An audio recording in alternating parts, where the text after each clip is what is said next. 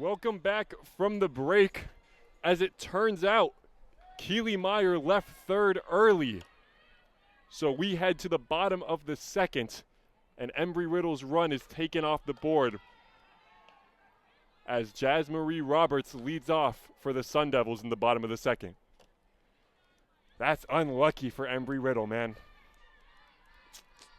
No doubt, as that run is huge for confidence. Swing and a liner over the shortstop's head, and Jasmarie Roberts is into second base standing for a double, does her little dance. Nice piece of hitting over the head of the shortstop, Leah Salas. Takes that 1-0 pitch and does a good job leading off the inning. Yeah, great piece of hitting, and that's a great way to add on to the momentum you already have. Of course, a tough break for the Eagles in the top of the second, and you continue to pile on momentum leading off with a double. If you're the Sun Devils, already a 5-0 lead, you can really load it on here in the bottom of the second now.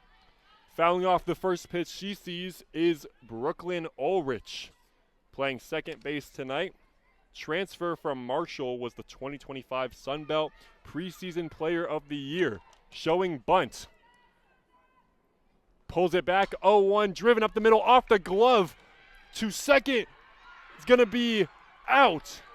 That was an amazing play by Danica Quinn. It was deflected off of the glove of Streeter to Quinn, who dives near second base, gets up, throws from her knees to first, and saves a run and records an out. That was beautiful. And back up comes Pond. Again, the Cal transfer batting over .310 there. Just missed a home run in her first at-bat. She does the same thing here. She'll get a run home. A deep fly ball would extend that lead for ASU as she takes a first pitch strike from Streeter. No doubt, and you got to think that's not even in the mindset of Pond right now, though. You got to think she's looking to do damage after that first at-bat. Definitely. A one. That one is going to be over the head of Quinn into the gap. And she's going for third.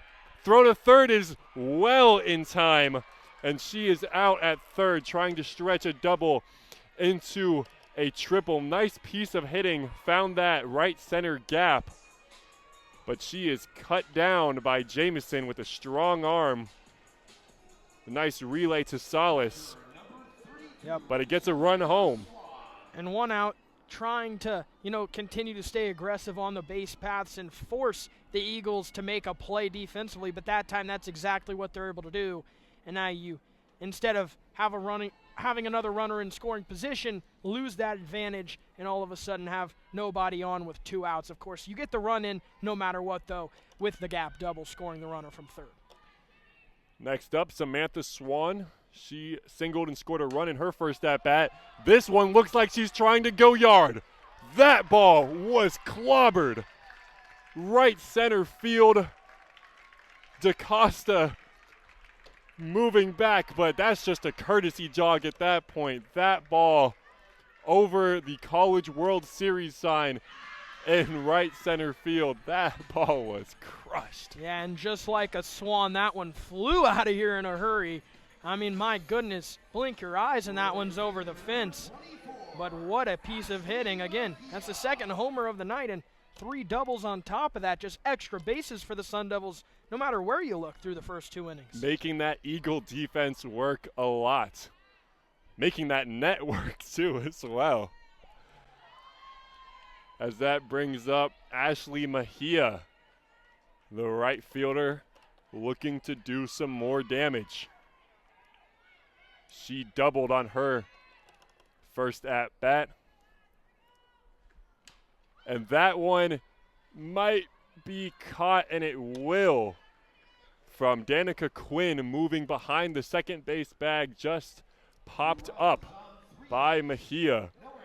So we head to the top of the third. Arizona State adds 2 more, and it's ASU 7, Embry-Riddle 0. Returned nicely by Neal there. A little bit of miscommunication on that Pepperdine side, but Ella Irwin, who was checked into the game, gets that one over. And Glover doing what she does best with another kill. Ella Irwin, nice dig attempt, could not save it. Devils lead 18-14. Taking a little long on the substitution here. Yeah, I see Van Neal on the court. Glover walking off along with Henry. Just the referee had other priorities before making substitutions, so got it. Play a little slow down there. Bryn Covell serving for ASU. Nice return by Irwin. Gets it over to Piscores. Nice dig by Frame, who finds Neal, who a little ambitious there. Might have hit a little too hard. Right idea, wrong execution. Devils 18, Waves 15.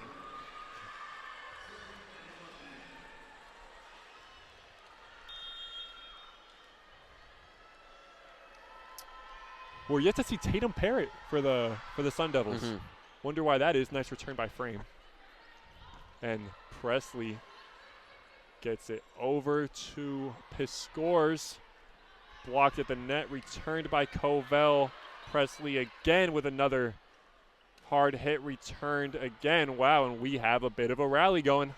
Presley, third time's the charm. Blocked but saved by Irwin at the back there, and it goes to Raymond, who gets it over Presley again for the fourth time.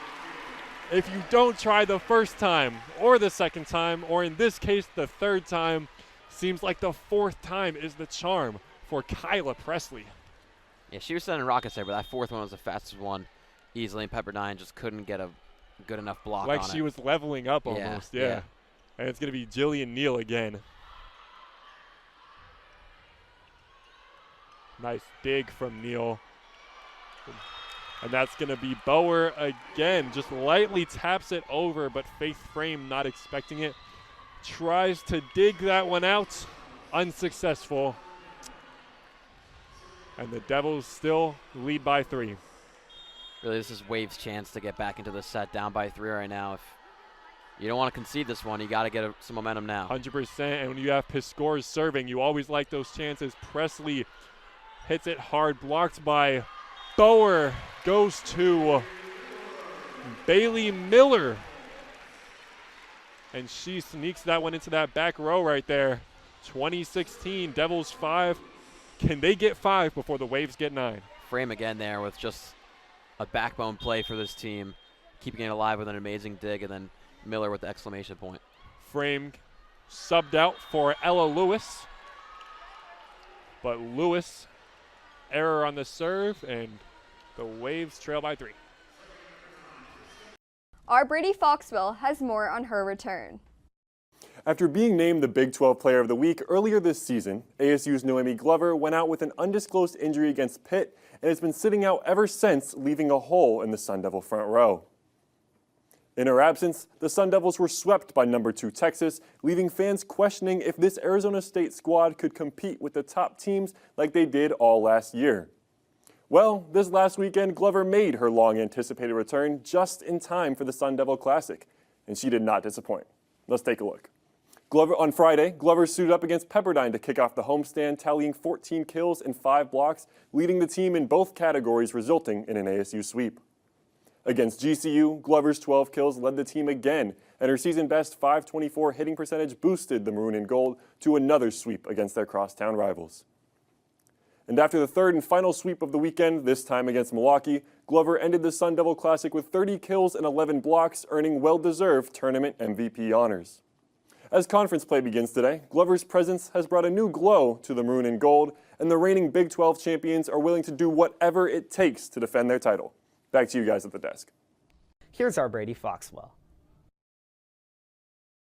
Last Monday, Molly Miller earned her first win in Maroon and Gold as her squad soundly defeated Coppin State by 14 thanks to a little help from the 8 new players she brought in from the transfer portal. ASU's entire starting 5 were all transfers, with 6 out of 8 receiving playing time. And while all of the new players will likely have big impacts this season, there's 3 specifically that are at the forefront. Game 1's leading scorer with 17 was senior Marley Washnitz from Pitt, a two-way combo guard with tons of scoring upside. Last season with the Panthers, Washington averaged 9-2-3 on 35% from the field in 29 minutes a game, but be on the lookout for Washington's behind the arc, as just the tiniest bit of separation allows for a signature left-handed three-ball. Fifth-year guard Gabby Elliott also showed out, as the Penn State transfer went for 16 3-4 with an astounding 7 steals on the other end of the floor. At Penn State, Elliott led Nittany Lion guards in scoring with 13.6 points per game on 47% from the field. Simply put, Elliott can do it all, being a perfect fit for Molly Miller's scheme. Another key transfer for ASU is Lastir Poa, a playmaking guard from Louisiana State University. At LSU, Poa played behind star guards Flau'jae Johnson and Michaela Williams, making it hard for her to find minutes in Kim Mulkey's system. Still, she showed defensive brilliance when she forced multiple turnovers from Caitlin Clark in the 2023 National Championship. For ASU, Poa's 10 assists against Coppin State led the team by a wide margin, and she also brings championship experience to a team that otherwise has very little.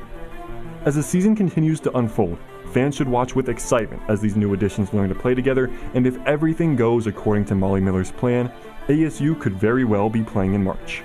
For Cronkite Sports, I'm Braden Foxwell.